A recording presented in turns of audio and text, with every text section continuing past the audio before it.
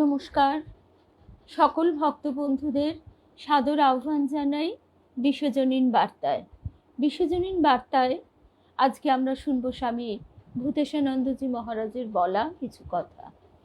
বর্তমান যে অস্থির পরিবেশ, মানুষের প্রত্যেকের মনের মধ্যে যে অস্থিরতা, সেই পরিপ্রেক্ষিতে আমরা গতকাল দুপুরবেলা আমার প্রোফাইল থেকেই জয়দীপ মহারাজের বলা কিছু কথা আলোচনা করেছিলাম। আমরা বোঝবার চেষ্টা করেছিলাম ওনার কথার সূত্র ধরে যে জগৎকে আমরা পাল্টাতে পারবো না,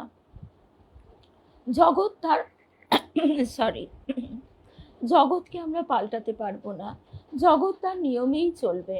আমরা কি পারবো? আমরা নিজেদের পাল্টাতে পারবো। আত্মানুবিদ্ধি শাস্ত্রে তাই বলা হচ্ছে। নিজেকে জানো। শুভ সন্ধ্যা, শুভ সন্ধ্যা চিনুদি, বিলাসপুরের দিদি, শুভ সন্ধ্যা। তো নিজেকে জানার যে পদ্ধতি, সেইটি গুরু মুখে শুনে নিতে হয়, শাস্ত্র মুখে, সাধু মুখে। তো আজকে আমরা সেইটি চেষ্টা করব স্বামী ভূতেশানন্দজি মহারাজের বলা কিছু কথার সূত্র ধরে। ঠাকুর মায়ের শ্রীচরণে সাষ্টাঙ্গ প্রণাম নিবেদন করে, শ্রী গুরুদেবকে স্মরণ করে, স্বামী ভূতেশানন্দজি মহারাজের চরণে সাষ্টাঙ্গ প্রণাম নিবেদন করে আমরা শুরু করব আজকের প্রসঙ্গ। সকল ভক্ত বন্ধুদের শুভ সন্ধ্যা জানাই। শুভ্রা, শুভ সন্ধ্যা। রূপশ্রী, শুভ সন্ধ্যা। তাহলে আর দেরি না করে আমরা শুরু করছি আজকের কথা। শাস্ত্র উল্লেখ করে মহাভারতের বন পর্ব স্বামী ভূতেশানন্দজি মহারাজ বলছেন, দিন দিন লোক মৃত্যু মুখে পতিত হচ্ছে, অথচ যারা অবশিষ্ট আছে তারা মনে করছে আমরা চিরকাল থাকব। শুভ সন্ধ্যা বিলাসপুরের দিদি, সংযুক্তা, শুভ সন্ধ্যা। এমন বাড়ি তৈরি করছে যা অন্তত 200 বছর টেকে, পাকাপাকি ব্যবস্থা। কার জন্য করছে? সে নিজেও চিরদিন থাকবে না, ছেলে মেয়েরাও নয়। তবু মায়া বড় ভীষণ। এই মায়ার বশীভূত হয়ে মানুষ তাকে ভুলে জীবন কাটাচ্ছে। জালে পড়া মাছের মতো বন্ধনের বোধ নেই। অর্থাৎ জালের মধ্যে পড়ে মাছ ভাবছে এইটাই বুঝি ঠিক জায়গা, এবং সে আরও জালটাকে নিয়ে কাদার ভিতর সেধিয়ে যাচ্ছে। ঠাকুর বদ্ধ জীবের উপমা দিতে গিয়ে বলছেন, যদি থাকতো বন্ধনের বোধ, তাহলে বন্ধন থেকে মুক্তির জন্য চেষ্টা হতো। মুখে অনেকে বলে বটে সংসার এক বন্ধন, মায়া, কিন্তু যথার্থই কি তাই ভাবে? স্বামী ভূতেশানন্দজি মহারাজ নিজেকে জিজ্ঞাসা করতে বলছেন। আমরা মুখে শুভ সন্ধ্যা সোমা, মুখে আমরা অনেকেই অনেক কথা বলি। ঠাকুর কথামৃতে যেমন বলছেন, একজন বৃদ্ধা, সে যাচ্ছে মাথায় কাঠের বোঝা নিয়ে, যেতে যেতে শুভ সন্ধ্যা কাবেরী, অমিতা, রুদ্রাণী, শুভ সন্ধ্যা। আজকে আমরা স্বামী ভূতেশানন্দজি মহারাজের বলা কিছু কথা শুনব। কারণ এই যে অস্থির সময়ে আমরা রয়েছি, এই অস্থির সময়ে থাকার কারণে আমাদের প্রত্যেকের মানসিক একটা বিপর্যয়। এই বিপর্যয় থেকে রক্ষা পাবার জন্য আমরা গতকাল দুপুরবেলা জয়দীপ মহারাজের কথার সূত্র ধরে জীবন প্রসঙ্গ আলোচনা করে বোঝবার চেষ্টা করেছিলাম। তো সেই সূত্র ধরেই আমরা আজকে স্বামী ভূতেশানন্দজি মহারাজের বলা কিছু কথা শুনব। কারণ গতকাল বা আগেও আমরা বারবার এ কথাটা শুনছি, স্বামীজিও বলছেন, জগৎকে তুমি পাল্টাতে পারবে না, জগৎ চলবে জগতের নিয়মে। তুমি নিজেকে পাল্টাতে পারবে, তুমি সেই চেষ্টা করো, নিজেকে জানো। এবার আমি যে আমাকে পাল্টাবো, আমি তো ভাবছি আমি বেশ আছি, আমার নিজেকে পাল্টাবার কি দরকার। এই জায়গা থেকে শুভ সন্ধ্যা কেয়া, রূপা, রিমা, শুভ সন্ধ্যা। এই জায়গা থেকে দাঁড়িয়ে আমাদের বুঝতে হবে শাস্ত্রের পরিপ্রেক্ষিতে আমার অবস্থানটা কোথায়, সেই কথা নিয়েই আমরা আলোচনা করছি।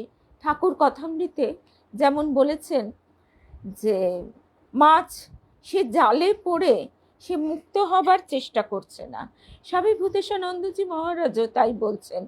দিন দিন লোকে মৃত্যু মুখে পতিত হচ্ছে, অথচ যারা অবশিষ্ট আছে তারা মনে করছে আমরা চিরকাল থাকবো, এমন বাড়ি তৈরি করছে। এটা খুব হাস্যকর। সত্যি তো, আমরা এইভাবেই তো ভাবি, তৈরি করছে যা অন্তত 200 বছর টেকে। পাকাপাকি ব্যবস্থা কার জন্যে করছে? সে নিজেও চিরদিন থাকবে না, ছেলে মেয়েরাও নয়, তবু মায়া বড় ভীষণ।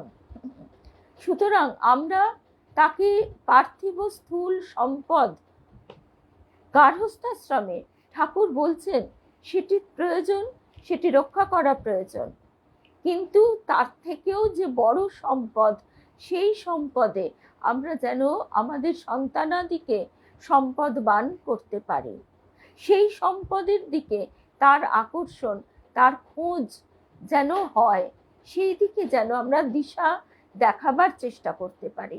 জোর জবরদস্তি নয়, আমাদের নিজেদের জীবনশৈলী তাকে সেই দিকে আকৃষ্ট করবে। শুভ সন্ধ্যা রূপা, তৃপ্তি, কল্যাণীদি, শর্মিলা, মিনুদি, সকল ভক্ত বন্ধুদের শুভ সন্ধ্যা জানাই। গলার অবস্থাটা খুবই খারাপ ঠান্ডা গরমে। তো এইখানে স্বামী ভূতেশানন্দজি মহারাজ বলছেন, মুখে অনেকে বলে সংসার এক বন্ধন মায়া, কিন্তু যথার্থই কি তাই ভাবে? এই জিজ্ঞাসাটা আমাদের নিজেদেরকেই নিজেরা করব। ভাবলে, যদি সত্যিই ভাবতাম মায়া থেকে মুক্ত হবার জন্য আকাঙ্ক্ষা জাগত, যে পাখিটি খাঁচায় জন্মেছে তার পিতামাতাও খাঁচাতেই জন্মেছে, যে কোনোদিন মুক্ত উদার আকাশের খবর পায়নি, সে জানে ওইটুকুই তার আয়ত্তে রয়েছে, ওইটুকুই তার সীমানা, তাই সে কোনোদিনই মুক্ত আকাশে ওড়বার জন্য আকুলতা অনুভব করে না। মানুষের ক্ষেত্রেও ঠিক একই সমস্যা। আমরা নিজেরা মানে নিজেদের সংস্কারের বশে সেই রকম পিতামাতা লাভ করছি, এবং সেইভাবেই আমাদের মনের গতি, প্রকৃতি সমস্ত কিছু প্রবাহিত হচ্ছে। ঠাকুর তাই বলছেন 50-এর উপর বয়স হয়ে গিয়েছে, দেখি তাস খেলছে, বলে সময় কাটে না, যেন এখনো ভগবানের নাম করবার সময় হয়নি। স্বামী ভূতেশানন্দজি মহারাজ বলছেন, ঠাকুর বিস্মিত, কি করে মানুষ তাকে ভুলে এভাবে জীবন কাটাচ্ছে। মানব জন্ম লাভের এমন দুর্লভ সুযোগের যে সদ্ব্যবহার হচ্ছে না, তা তো ভাবছে না, বুঝতেও পারছে না। ঠাকুরের বদ্ধজীবের বর্ণনা শুনে একজন প্রশ্ন করছেন, তাহলে বদ্ধজীবের কি কোনো উপায় নেই? ঠাকুর সঙ্গে সঙ্গে বলছেন, কেন থাকবে না? অবশ্যই আছে। গানে আছে, বিল করে ঘুনি পাতে মিন প্রবেশ করে তাতে, গতায়াতের পথ আছে তবু মিন পালাতে নারে। অর্থাৎ ওই খাঁচায় বদ্ধ পাখির মতো, ওই জালে বদ্ধ মাছের মতো আমরা সবাই ভাবছি এটাই আমাদের সঠিক অবস্থা। বিকারগ্রস্ত যে, সে কোনোদিন তার অবস্থাটিকে বিকারগ্রস্ত ভাবে না, সে ভাবে এইটাই তার ঠিক অবস্থা। ঠিক আমাদেরও সেই দুর্দশা। ঘুনির ভিতরে মাছ ঢুকেছে, যে পথ দিয়ে ঢুকেছে ইচ্ছা করলে সেই পথেই বেরিয়ে যেতে পারে।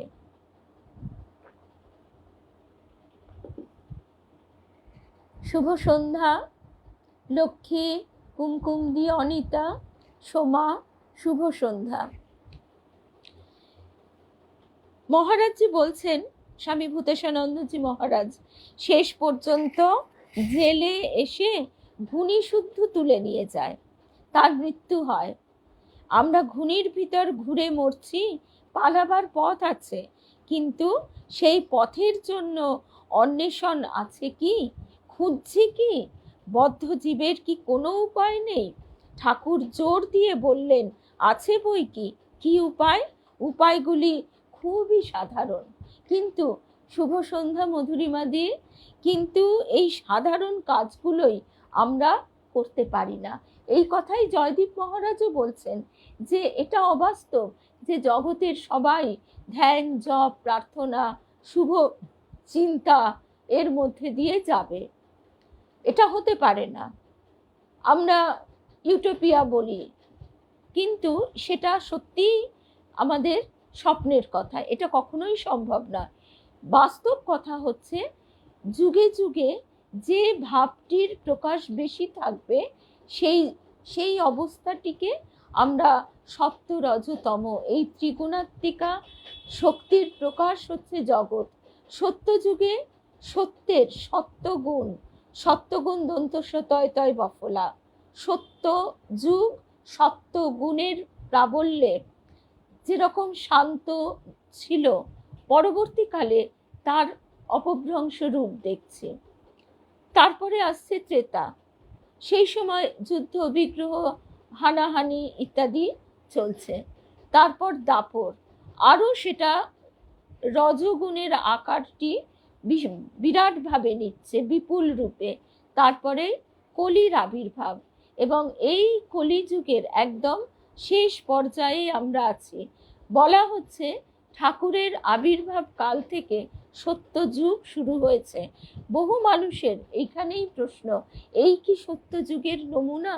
স্বামী বীরেশ্বরানন্দজি মহারাজ প্রমুখ আরও অনেকেই বলেছেন। আমাদের গুরুদেবের কাছেও আমরা একই কথা জিজ্ঞাসা করে একই উত্তর পেয়েছি, যে কেউ তো বলেনি তুমি সত্যযুগের মাঝখানে আছো। আমরা আছি এক যুগ সন্ধিক্ষণে, ট্রানজিশন পিরিয়ড যেটাকে বলা হয়। অর্থাৎ কলি আস্তে আস্তে তার প্রাদুর্ভাব কমে যাবে বলে সে তার সম্পূর্ণ শক্তি নিয়ে ধরিত্রীর উপর তার ছত্রছায়া বিস্তার করছে, এবং সত্য যুগ সেটি সবই সূচনা হয়েছে। সেই জন্য ঠাকুর কিন্তু আমাদের একটা বিশেষ উপায় দেখাচ্ছেন, তার শ্রীমুখ নিঃসৃত কথা, হে জীব শরণাগত হও। মাগুর মাছটির কথা বলে ঠাকুর এই কথাটি বারবার বলেছেন, এবং শ্রী শ্রী মাও পরবর্তীকালে তার সন্তানদের এই ঘটনার উল্লেখ করে বলছেন, জীব যদি শরণাগত হয় তাহলে ল্যাটা চুকে যায়। কিন্তু শুভ সন্ধ্যা শ্রী রুম্পা, শুভ সন্ধ্যা, কিন্তু ওইটি হচ্ছে কলির দশা। আমরা কিছুতেই সেইভাবে যে সহজ পদ্ধতিগুলো এখানে বলা আছে আমরা নিতে পারছি না। সহজ পদ্ধতিগুলো কি? তার নাম গুণগান, সাধু সঙ্গ, মাঝে মাঝে নির্জন বাস, তার কাছে কাতর হয়ে প্রার্থনা করা, এইগুলিই উপায়। সব মায়া, সব মিথ্যা, একেবারে সবাই একথা আমরা বলতে পারি না। কথাটা আমরা মুখস্থ বলি, মুখস্থ হয়ে গেছে, বলছেন স্বামী ভূতেশানন্দজি মহারাজ।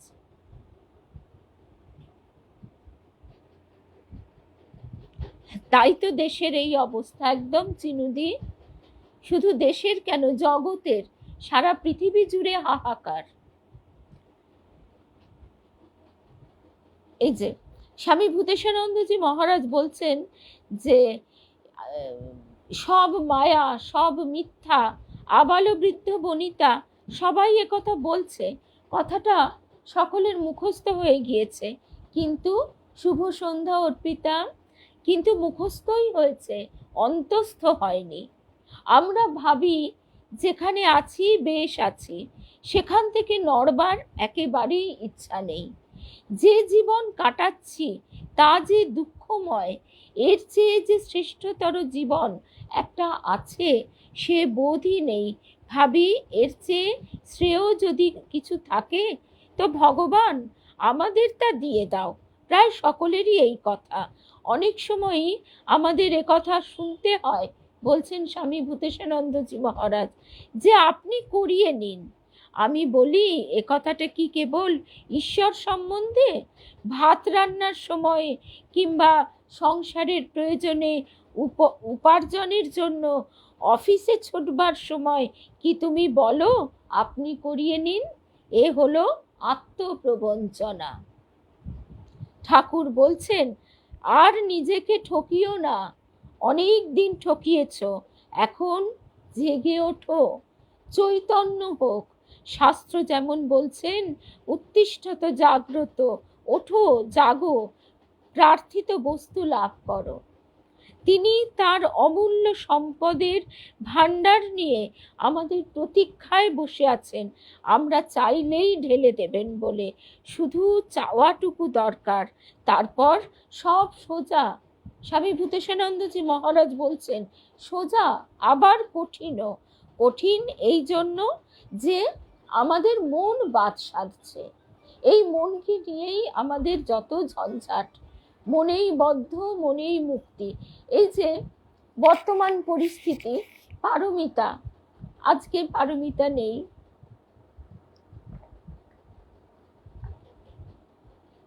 পারমিতা বলছে এমন একটা কঠিন অবস্থা, চোখ বন্ধ হয় না, চোখ বন্ধ করলেই দুঃস্বপ্ন যেন আসে, রাতে ঘুম হয় না।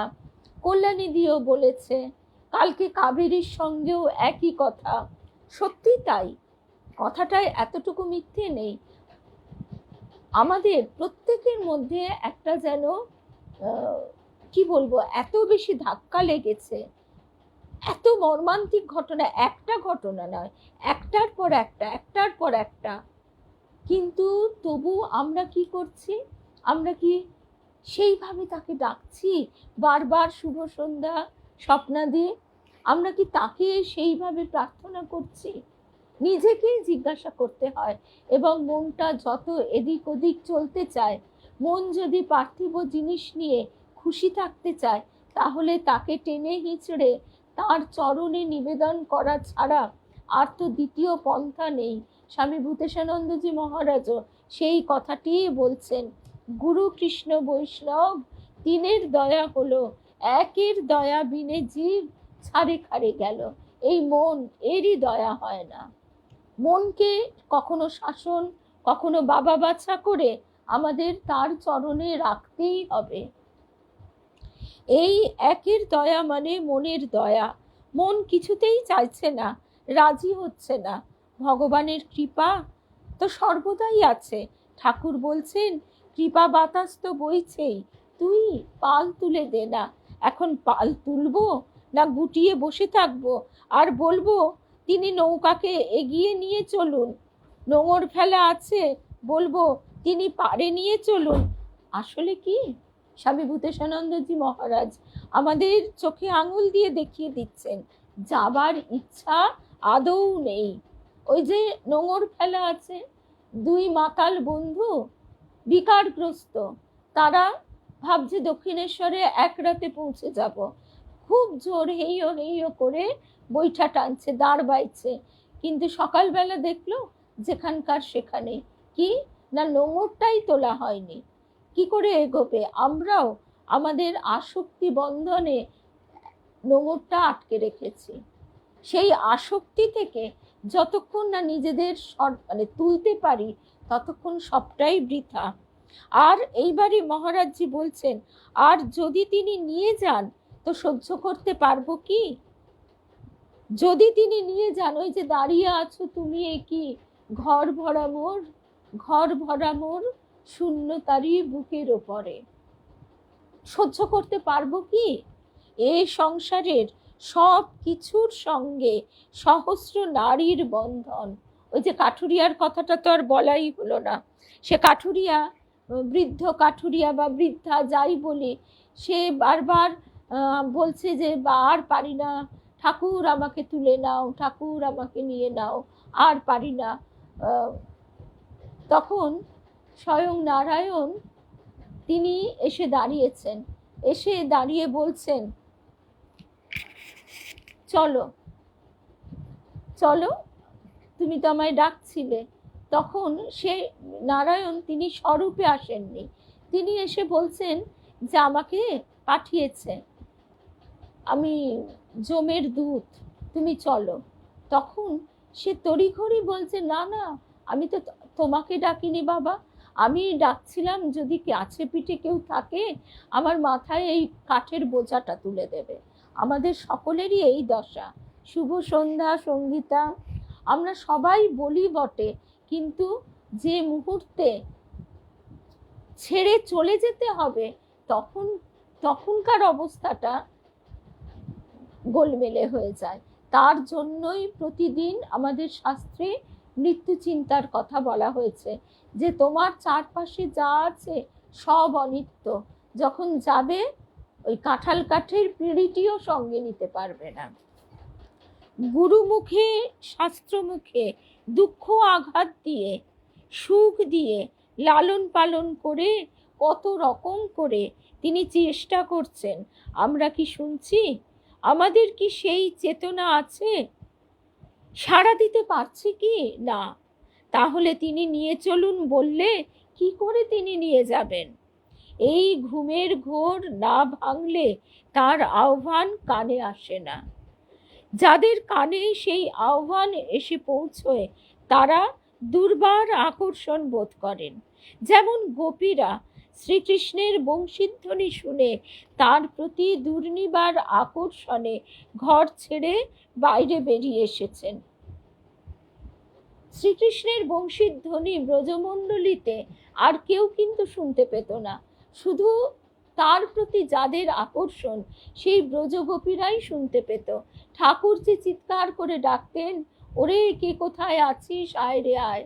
সেই আহ্বান সূক্ষ্মভাবে সেই তরঙ্গ গিয়ে তাদের বুকেই আঘাত করত, যাদের সেই আসক্তির নোঙরটা উঠে গেছে।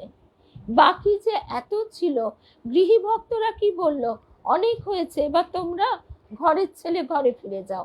ঠাকুর তো একবারও বলেননি ঘর বাড়ি ছেড়ে দিতে। তারা তাদের মতো করেই শুনছে, তাদের মতো করেই বুঝছে, তাদের মতো করেই তার ব্যাখ্যা বিশ্লেষণ করে নিচ্ছে, সেইভাবেই তারা গ্রহণ করছে। তো সেই জন্য ঠাকুর বলতেন, কলকাতার লোকদের ত্যাগ করবার কথা বলবার জো নাই, তাহলে আর তারা আসবে না। তাদের একটু একটু করে ওই চাল ধোয়া জল খাওয়াতে খাওয়াতে যদি বিকারের রোগ সারে। তাই প্রাথমিক উপায় বৈদিক ভক্তি, জপ ধ্যান পূজা অর্চনা শুদ্ধাচার। আচরণ শুদ্ধ না হলে তার দিকে মন যাবে না। আমরা পার্থিব বিদ্যায় পণ্ডিত হয়ে উঠতে পারি, তার জন্য আমাদের শুদ্ধাচার সব প্রয়োজন হয় না। একটা অত্যন্ত দুর্বিনীত মানুষও পণ্ডিত হতে পারে। অত্যন্ত স্বার্থপর লোভী কামুক মানুষও, ক্রোধী মানুষও কিন্তু পণ্ডিত ব্যক্তি হতে পারে। এই কথাটা স্বামী সর্বপ্রিয়ানন্দজি মহারাজ বারবার বলেন, যে এর জন্য নিজেকে জয় করবার প্রয়োজন হয় না, ওই সবটাই শূন্য হয়ে যায় শেষকালে গিয়ে। শাস্ত্র তাই কঠোপনিষদে বলা হচ্ছে, জপ ধ্যান পূজা অর্চনার মধ্যে দিয়ে তুমি এই পথ গ্রহণ করো। তিনি বলছেন, দুশ্চরিত থেকে যে বিরত হয়নি, উপনিষদ বলছেন দুশ্চরিত থেকে যে বিরত হয়নি, যার ইন্দ্রিয়গুলি সংযত হয়নি, মনকে যে একাগ্র করতে পারেনি। পার্থিব বিদ্যা লাভের জন্য মনের একাগ্রতা অবশ্যই প্রয়োজন, কিন্তু সেই একাগ্রতার সঙ্গে লোভ, নাম যশের খ্যাতি ইত্যাদি ইত্যাদি জড়িয়ে থাকে, স্বার্থপরতা। এই তারপরেই এই জন্য উপনিষদ বলছে, বিষয়ের প্রতি যার বিরক্তি হয়নি সে কেবল বুদ্ধির সাহায্যে তাকে লাভ করতে পারে না। ঠাকুর তাই পথ দেখাচ্ছেন, প্রথমে চেষ্টা করো, একটু করলে তারপর তিনিই এসে বলে দেবেন এইভাবে চলো। তিনি ভিতরে আছেন, দরকার হলে বাইরে রূপ ধরে বা ভিতর থেকে তিনি বলে দেবেন এই পথ, এইখানে বিঘ্ন, এভাবে বিঘ্নকে এড়িয়ে যেতে হবে। তিনি সামনে থেকে ডাকছেন, বন্ধ চোখ খুলে আমাদের তার দিকে চাইতে হবে। তার আশীর্বাদ আমাদের সবার উপরে বর্ষিত হচ্ছে। স্বামী ভূতেশানন্দজি মহারাজ কাটিহার শ্রীরামকৃষ্ণ আশ্রমে এই ভাষণটি দিয়েছিলেন, তারই কিছুটা অংশ আমরা শুনছি। শেষকালে তিনি বলছেন, প্রার্থনা করি আমরা যেন তার দিকে একটুখানি চেয়ে দেখি এবং তার আকর্ষণ অনুভব করি। স্বামী বিবেকানন্দ বলতেন, জগন্নাথের রথ চলবেই, আমরা তার রথের দড়ি ছুঁয়ে নিজেদের ধন্য করছি মাত্র। জগন্নাথের শক্তিতেই রথ চলে, শ্রীরামকৃষ্ণের ভাবও তেমনি তারই ইচ্ছাতে চারিদিকে পরিব্যাপ্ত হচ্ছে।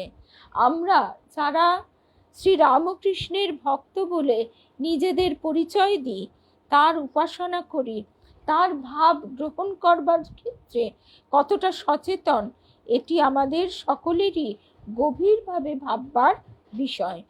আমরা দেখেছি প্রথম দিকে যখন ঠাকুরকে নিয়ে উৎসব হয়, তখন ঠাকুরের ভক্তদের মধ্যে একটা কথা প্রচলিত ছিল, রামকৃষ্ণের চেলা তাকে প্রসাদ পাবার বেলা। এই কথার ভিতরের ভাব হচ্ছে যে রামকৃষ্ণের চেলা বা শিষ্য, এই কথাটির ভিতর অনেক দায়িত্ব আছে। শুধুমাত্র মঠে মিশনে যাওয়া, একটু গল্পগুজব করা, ছবি তোলা ইত্যাদি ইত্যাদি নয়। আমাদের সর্বদা সতর্ক থাকতে হবে, আমাদের অন্তরে প্রতিবিম্বিত হয়ে আধারের দোষে তিনি বিকৃত হয়ে যাচ্ছেন না তো। স্বামী ভূতেশানন্দজি মহারাজের কথাটি খুব গভীরভাবে অনুভব করবার। আমরা অনেক সময় নানা রকম আয়নার সামনে ছোটবেলায় এই সায়েন্স সিটি বা ওইসব আরও যেসব ইন্ডাস্ট্রিয়াল মিউজিয়াম ওইসব জায়গায় গেলে দেখতাম, তাতে আমাদের প্রতিবিম্বটা নানা রকম রোগা মোটা সরু বেঁকা কার্ভ নানা রকম দেখাচ্ছে। তাই মহারাজজি বলছেন যে ঠাকুরকে কেউ যেন আধারের দোষে আমাদের ভিতরে তার যে ছবিটি, সেই ছবিটি দেখে কেউ যেন নিন্দে না করে, তাকে ভুল না বোঝে। আমরা মানুষ হয়ে জন্মাবার সুযোগ পেয়েছি, তার চেয়েও বড় কথা এমন যুগে জন্মেছি যখন শ্রীরামকৃষ্ণের ভাবধারা রূপ অমৃত, যখন শ্রীরামকৃষ্ণের ভাবধারা রূপ অমৃত আমরা পান করতে পারছি, তৃপ্ত হতে পারছি। এখন সেই ভাবধারায় স্নান করে শুদ্ধ হচ্ছি কিনা আমাদের দিক থেকে এটাই ভাববার। একটা উদাহরণ খুব দিতে ইচ্ছে হলো, ইদানিং একটা ওই এআই দিয়ে করা হচ্ছে। একবার দুবার প্রথমে আমারও খুব মজা লেগেছিল, কিন্তু ব্যাপারটা আস্তে আস্তে এত বেশি দেখা যাচ্ছে মায়ের কোলে মাথা রেখে। এইটাই মহারাজজি বলতে চাইছেন যে আমাদের অন্তরে প্রতিবিম্বিত হয়ে আধারের দোষে তিনি বিকৃত হয়ে যাচ্ছেন না তো, আমরা নিজেদের প্রচার করবার দিকে যাচ্ছি না তো। শ্রীরামকৃষ্ণ বলছেন, নিজ জীবনে দেখিয়েছেন যে ঈশ্বর ছাড়া তার জীবনে আর কোনো লক্ষ্য ছিল না। আমরা সেটা নিতে পারিনি, কিন্তু যতটা পারবো, আমাদের যার সেই সুযোগ আছে তারাও কি ততটা নিচ্ছি? এইবার নিজেকেই প্রশ্ন করতে হবে। সৎ অসৎ বিচার মানে তাই। আমরা যদি তাকে জীবনে গ্রহণ করি, তাহলে আমাদের জীবনেও ঈশ্বরই একমাত্র লক্ষ্য হওয়া উচিত। তবেই তাকে পরিপূর্ণরূপে গ্রহণ করা হলো। নিশ্চয়ই আমাদের ছেলে মেয়ের তাদের নিশ্চয়ই সেইভাবে এখন চলা সম্ভব নয়। নিজেদের গঠন করবার সময় তাদের ভবিষ্যতে তারা যাতে নিজে উপার্জন করতে পারে, সেই দিকে নিজেদেরকে এগিয়ে নিয়ে যাওয়ার উচিত। সুতরাং তাদের একটা সময় তাদের সেই কর্মধারার মধ্যে দিয়ে যেতে হচ্ছে। এবার আমাদের অনেকের এমন অনেক সময় আছে যে সময়টা আমরা কিন্তু বৃথা তামসিকতায়, আমি নিজেও ব্যয় করছি, ঘুমিয়ে বসে থেকে। কি এইটাই স্বামী ভূতেশানন্দজি মহারাজ বারবার বলছেন যে এক লক্ষ্য যদি আমরা হই, তাহলে কিন্তু দেখা যাবে সেই ব্যাকুলতা যদি থাকে, আমাদের গুরুদেব বলতেন, তাহলে 10 বছরের পথ তুমি 1 বছরে পার হয়ে যাবে। শুভ সন্ধ্যা নিবেদিতা, নয়নতারা, জয়ন্তীদি, শুভ সন্ধ্যা। ঠাকুর বলেছেন, স্বামী ভূতেশানন্দজি মহারাজ তার কথা উল্লেখ করে বলছেন, আমি ছাঁচ তৈরি করে গেলাম, তোরা এই ছাঁচে ফেলে নিজেদের গড়ে নে। আমি রান্না করে গেলাম, তোরা বাড়া ভাতে বসে যা। আমি আগুন জ্বেলে গেলাম, তোরা এই আগুন পুইয়ে নে। কথাগুলি গভীর তাৎপর্যপূর্ণ। তিনি ছাঁচ, সেই ছাঁচে ফেলে নিজেদের জীবনকে গড়ে নেওয়া, আর বললেন আগুন পোহাতে। আগুনের কাছে না বসলে গায়ে তাপ লাগে না, অর্থাৎ তার সান্নিধ্যে আসা চাই। আগুনের তাপে আমাদের যে আবরণ, সেই আবরণে যে অজ্ঞানতা আছে, যে মালিন্য আছে, সেটি শুকিয়ে যাবে, সেটি ঝরে যাবে। নারকেল গাছের বেল্ল ঠাকুর উদাহরণ দিচ্ছে, কাঁচা টেনে ছিঁড়তে গেলে ছেঁড়া যায় না, সুপারির খোলা ছাড়ানো যায় না, যদি শুকিয়ে যায়। তেমনি যত আমরা তার কথা চিন্তা করব, তার কথা ভাববো, তত আমাদের ভিতরেও সেই জ্ঞানাগ্নি যেটা মিয়ে ছিল, ভিজে ছিল, সেইটি আস্তে আস্তে শুকনো হবে। এবং যত শুকনো হবে জ্ঞানাগ্নি দ্বারা, আমরা ততই দেখব যে আমাদের মায়ার আবরণটি নির্মোক আস্তে আস্তে খসে পড়ছে। আগুনের কাছে না বসলে গায়ে তাপ লাগে না, তাই তার সান্নিধ্যে আসা চাই। আবার বলছেন বাড়া ভাতে বসে যেতে, অর্থাৎ স্বামী ভূতেশানন্দজি মহারাজ বলছেন সুস্বাদু অমৃত তৈরি করে গিয়েছেন, অর্থাৎ কঠোর সাধনা করে দেখিয়ে গিয়েছেন কি আমাদের উপাদেয় খাদ্য, কি খেয়ে আমরা পুষ্ট হতে পারি। তিনি নিত্যমুক্ত, সমস্ত কর্মবন্ধনের অতীত হয়েও সাধারণ মানুষের মতো জন্ম মৃত্যুকে বরণ করেছেন আমাদেরই জন্য।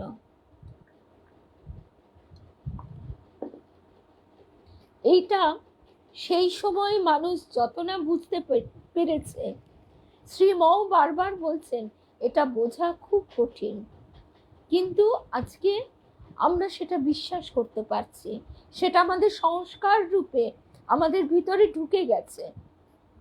এই সংস্কারটি দৃঢ় থেকে দৃঢ়তর হচ্ছে। এটা কিন্তু খুব আনন্দের বিষয় যে এই সংস্কারটি আমাদের কৃপা করে তিনি একদম দৃঢ়ভাবে অঙ্কিত করে দিয়েছেন। আমরা কি এইভাবে জীবনের একমাত্র লক্ষ্য বলে ভগবানকে গ্রহণ করতে পারবো? তার সেই পবিত্র জীবনের আদর্শে জীবন রূপায়িত করা হলো না, ছাঁচে ঢালা হলো না। আমাদের পুষ্টির জন্য যা কিছু করে রেখে গিয়েছেন তা গ্রহণ করা হলো না। শ্রীরামকৃষ্ণ আমাদের দুর্বলতা জানেন আমরা তার মতো হতে পারবো না, তবুও আমাদের জন্য ছাঁচ করে গেলেন কেন? না, সম্পূর্ণ না হলেও খানিকটা তো হবে, যতটা হবে ততটাই আমাদের লাভ। অবতারের পক্ষে যা সম্ভব তা অপর কারো পক্ষে সম্ভব নয়। অবতার ঠাকুর শ্রীরামকৃষ্ণ তাই বলছেন, আমি 16 টাং করলাম, তোমরা 1 টাং কর। 16 ভাগের 1 ভাগ কেন, 100 ভাগের 1 ভাগও যদি করতে পারি আমাদের পক্ষে তাই যথেষ্ট হবে। তার চেয়ে বেশি আমাদের সাধ্য নেই, বা তিনি আশাও করেন না। বলছেন স্বামী ভূতেশানন্দজি, আশা কেবল এইটুকুই করেন যে তার আবির্ভাবের উদ্দেশ্য যেন সিদ্ধ হয়, তার পাদপদ্মে যেন আমাদের ভক্তি হয়। অবতার যুগে যুগে আসেন মানুষকে তার দিকে আকর্ষণ করতে। বেদে, শাস্ত্রে, পুরাণে তার কথা বলা আছে, কিন্তু আমরা কি শুনি? এক কান দিয়ে, আমাদের গুরুদেব বলতেন, এক কান দিয়ে শুনি, এক কান দিয়ে বার করে দিই। আজকে আমাদের জগতের কাছ থেকে তীব্র আঘাত পেতে হচ্ছে, তীব্র। এরপরেও যদি আমরা দেখে না শিখি, তখন থেকে শিখতে হবে। কারণ সন্তানকে আমরা শাসন করি, বলি, নিষেধ করি, যখন কথা না শোনে তখন আমরা আরো কড়া স্টেপ নিই। ঠিক সেই একই রকম তিনি জগৎ উদ্ধারের জন্য এসেছেন। জাত সাপ, ঠাকুর নিজেই বলছেন তিনি জাত সাপ। সুতরাং আমাদের একবার যখন ঠাকুরের এই প্রসঙ্গে গুরুদেব বলতেন, একবার যখন শ্রী রামকৃষ্ণের কাছে নাম লেখানো হয়ে গেছে, আর কোনো উপায় নেই, পালাবার পথ নেই।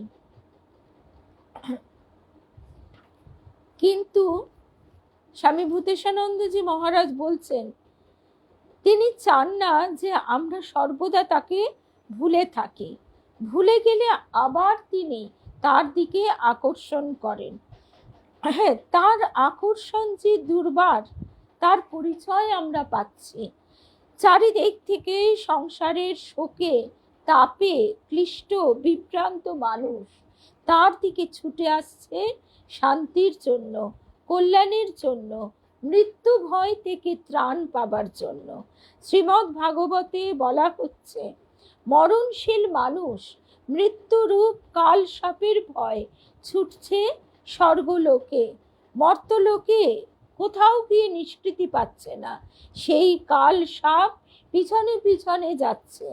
এরকম ছুটতে ছুটতে দৈবাৎ সে তার পাদপদ্মে এসে পৌঁছয়। তখন সে নিশ্চিন্ত হয়ে শুয়ে পড়ে, তার আর মৃত্যু ভয় নেই। মৃত্যু সেখান থেকে পালিয়ে যায়। সকলকে সকল প্রকার ভয় থেকে মুক্ত করবার জন্য তার পাদপদ্ম তিনি আমাদের সামনে রেখেছেন, যাতে সেখানে আশ্রয় নিয়ে আমরা ভয় থেকে মুক্ত হতে পারি। এমন আশ্রয় যিনি আমাদের জন্য দিলেন, তাকে নাগালের মধ্যে পেয়েও যদি গ্রহণ না করি, তাহলে সব সুযোগ বৃথা। আমরা কত পার্থিব সুযোগ হারালাম বলে কত দুঃখ করি, কিন্তু এই রকম সুবর্ণ সুযোগ আমরা তো হেলায় হারাই। অনেক সময় মনে হয় শ্রী রামকৃষ্ণ যখন এসেছিলেন তখন যদি আসতাম। স্বামী ভূতেশানন্দজি মহারাজ বলছেন, কিন্তু তখন যারা ছিলেন তারা সকলেই কি শ্রী রামকৃষ্ণের মহিমা বুঝেছিলেন? না। অবতার জীবনের বৈশিষ্ট্য এই যে যত দিন যায় তত তার মহিমা লোকের গোচর হয়। ওই ঠাকুর যেমন বলতেন, যখন দেখবে চারিদিকে জানাজানি হয়ে যাচ্ছে, তখন বুঝবে এই শরীর আর থাকবে না। তখন তার ক্ষেত্র এত বিশাল যে তাকেও ব্যাপক হতে হয়। ছোট একটি সীমিত শরীর দিয়ে এত লোকের চাহিদা মেটানো সম্ভব নয়। এই কথাটি আমাদের গুরুদেবের ক্ষেত্রেও আমরা শুনেছি। দেবীমার দর্শনে গুরুদেবের দেহ চলে যাবার পর আমরা সবাই খুব ভেঙে পড়েছিলাম। তখন দেবী মায়ের কাছে আমরা প্রার্থনা করেছি, বলেছি যে দেবীমা, আপনি বলুন, আপনি ঠাকুরকে বলুন আমরা কি করে থাকবো। কেননা ঠাকুরকে তো আমরা দেখিনি, জানি না। ঠাকুরকে তখনও এত ভালোবাসতাম না, গুরুদেবকে বেশি ভালোবাসতাম। দেবীমা বলছেন, দেখো তোমরা বিচলিত হও না, গুরু ইষ্ট অভেদ, এটা তিনি তোমাদের নানাভাবে কাকে কিভাবে বোঝাবেন জানি না, তিনি কথা দিয়েছেন তিনি বুঝিয়ে দেবেন। আজকে গুরুদেবের দেহটা তোমাদের কাছে নেই। এই কথা স্বামী ভূতেশানন্দজি মহারাজও বলতেন। অমৃত কথায় আছে, যারা মনে করে আমার এই দেহটাকে গুরু, তারা সামনেই শীঘ্রই গুরুহারা হতে চলেছে। কিন্তু এর ভিতরে যে শক্তি, গুরু শক্তি, সেটি চিরস্থায়ী। সেই গুরু শক্তি জগতের একজন অবধি উদ্ধার না হওয়া পর্যন্ত ক্রিয়াশীল থাকবে। স্বামী ভূতেশানন্দজি মহারাজের এই কথা দেবীমার কাছে শোনা আমাদের কথার সঙ্গে মিলে যায়। গুরুদেবকে ঠাকুর বলছেন, তোর দেহটা নেই, এখন তোর কার্যক্ষেত্র ব্যাপক হচ্ছে, তোর কাজের ক্ষেত্র বিস্তৃত হচ্ছে। তখন এর অর্থ বোধগম্য হয়নি, আজকে বুঝি, তার কৃপায় একটু একটু বুঝতে পারি। এই জন্যই স্থূল শরীর ত্যাগ করে তিনি সূক্ষ্ম শরীর গ্রহণ করেন। সূক্ষ্ম কিন্তু ব্যাপক। যেখানেই দীন, আর্ত, দুঃখী, পীড়িত, সেখানেই তিনি সূক্ষ্ম শরীরে থেকে তাদের দুঃখ দূর করেন। এটাকেই আমাদের গুরুদেব বলতেন গোপন লীলা। এখন তার কর্মক্ষেত্র দক্ষিণেশ্বরের কালী মন্দির বা বাগানটুকুতে সীমাবদ্ধ নয়, দিকে দিকে প্রসারিত, জগৎ জুড়ে তার কাজ। এজন্যই যেন স্থূল শরীরকে পরিত্যাগ করতে হলো, জগতের বিরাট চাহিদা মেটাবার জন্য। তার সূক্ষ্ম শরীর চতুর্দিকে প্রসারিত হয়েছে বলে লোকে তার দিকে আকৃষ্ট হয়ে তার ভাবরাশি গ্রহণ করছে। এই ভাব শরীরে তিনি সর্বত্র রয়েছেন, এটি কল্পনা মাত্র নয়, বাস্তব সত্য। বলছেন স্বামী ভূতেশানন্দজি মহারাজ, ভাব দেহে তিনি সকলকে তার দিকে আকৃষ্ট করছেন।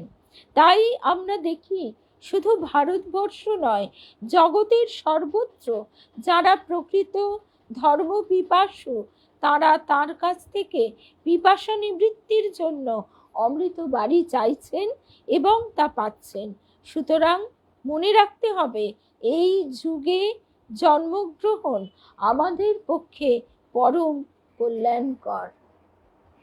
আজকে আমরা অগ্নি পরীক্ষা দিচ্ছি বলা যায়।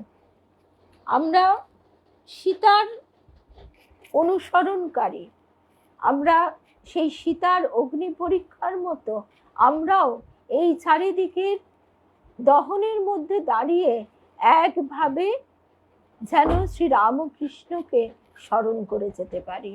যেমন ধ্রুব করেছিল, তার দেহ পুড়ে যায়নি, তার দেহে আগুনের তাপও লাগেনি, স্বয়ং হরি তাকে রক্ষা করেছিলেন। ঠিক তেমনি জয় রামকৃষ্ণ, জয় রামকৃষ্ণ। আমাদের গুরুদেব বলতেন যে বিশ্বাস কি না, বিষে থেকেও আশ্বাস। চারিদিক থেকে তোমাকে অশুভ শক্তি ঠেলে ঠুলে নেড়ে চেড়ে তছনছ করে দিতে চাইবে, কিন্তু তুমি দৃঢ়ভাবে দাঁড়িয়ে থাকবে তার নাম নিয়ে। জয় রামকৃষ্ণ, জয় রামকৃষ্ণ, জয় রাম।